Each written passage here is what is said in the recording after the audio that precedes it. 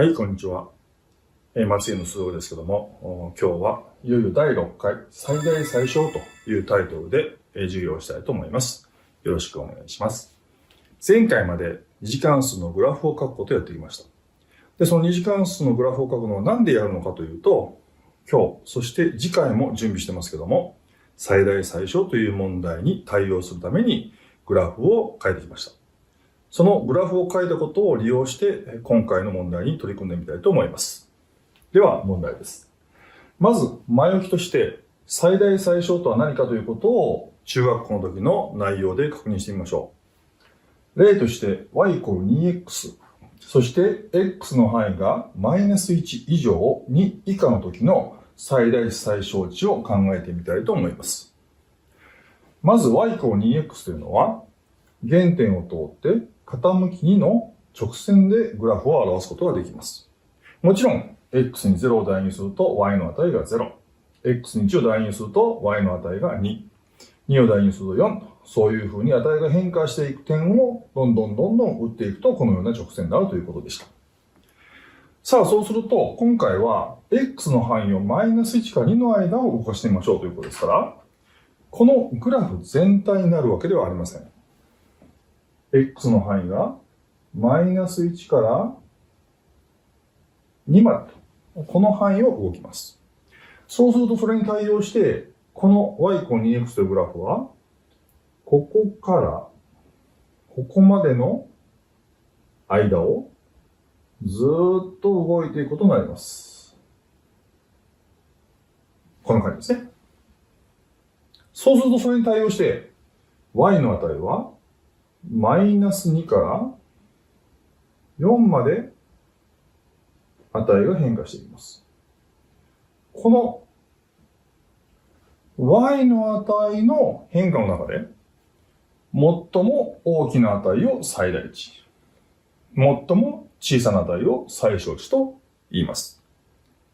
よろしいでしょうか？思い出しましたか？それでは二次関数の問題でやってみましょう。y=x 以上プラス 2x。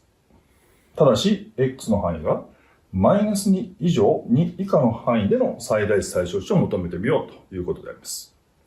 さあ、そうすると先ほども言いましたように、前回やってきたグラフを考えてみたいと思います。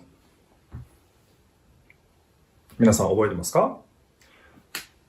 このグラフは、まず平方完成をするということでしたね。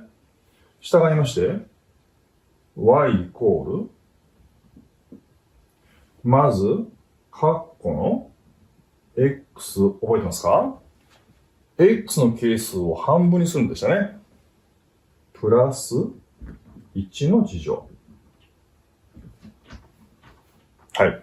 そして、この1の2乗は上にはありませんから、余分を引くと。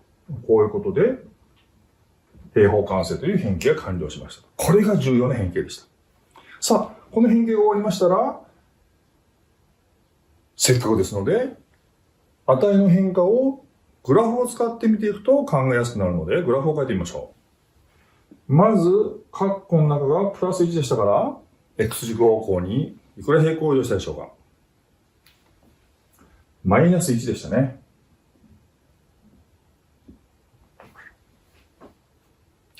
y 軸方向へは、最後の定数項を見るんでした。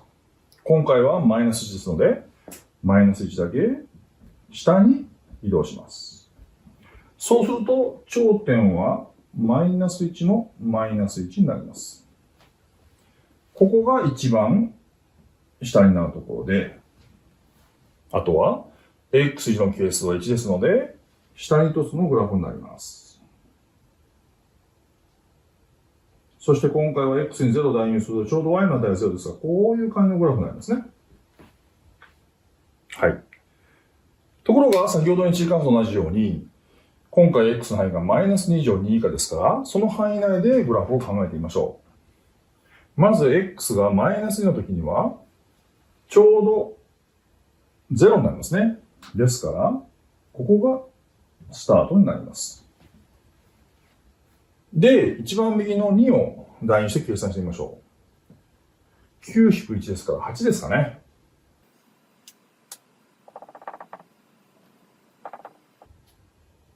8です。はい。そうしますと、マイナス2から2までの x の値を入れていったときに、この関数はこのような変化をしていきます。一次関数と少し特徴が違うのが見えてきたでしょうか。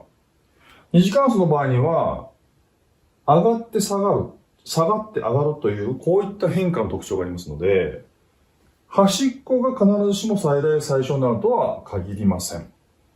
今回は、ちょうど一番 y の値が小さくなっているのはここです。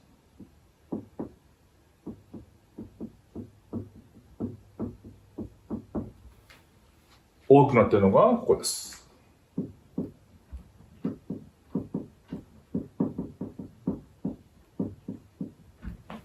はい。したがって、答案としては、もうグラフをしっかり書いてますので、グラフから書いておきましたよというふうに述べてもらえば結構だと思います。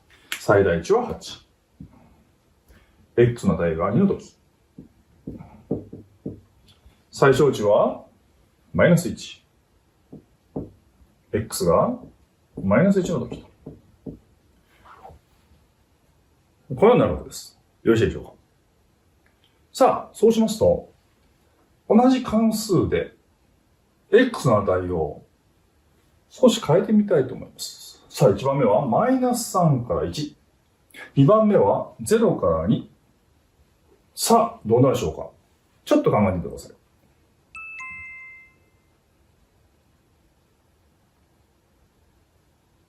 はい。ではよろしいでしょうか。回答したいと思います。まず関数は同じですので、グラフを先に書いちゃいましょう。で、こちらの方もですね。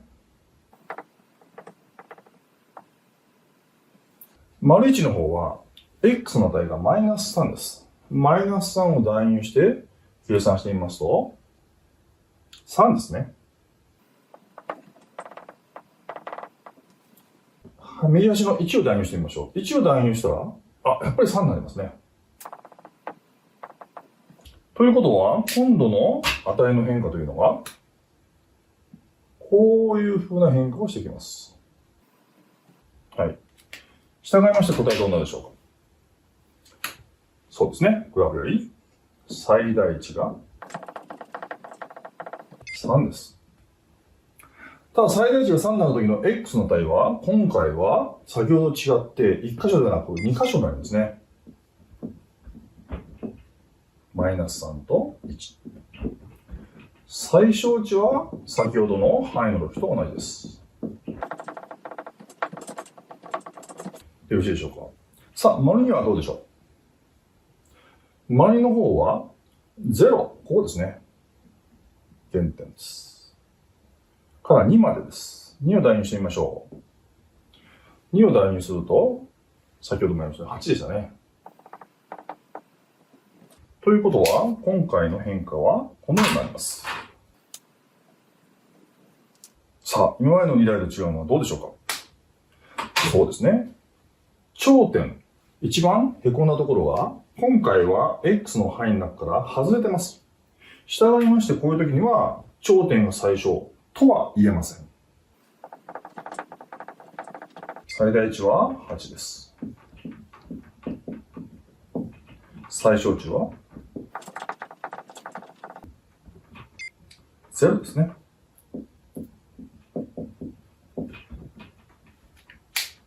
よろしいでしょうか。この3台だけでしたけども、一次関数の端と端ではなくて二次関数になると、この x の範囲によって最大値や最小値を取る場所が変化していくということです。いつも頂点が最小、いつも端っこが最大とは限りませんよということですね。このように一次関数と二次関数に大きな違いがありますので、そこを注意しながら今後の問題に取り組んでもらえたらと思います。まとめましょう。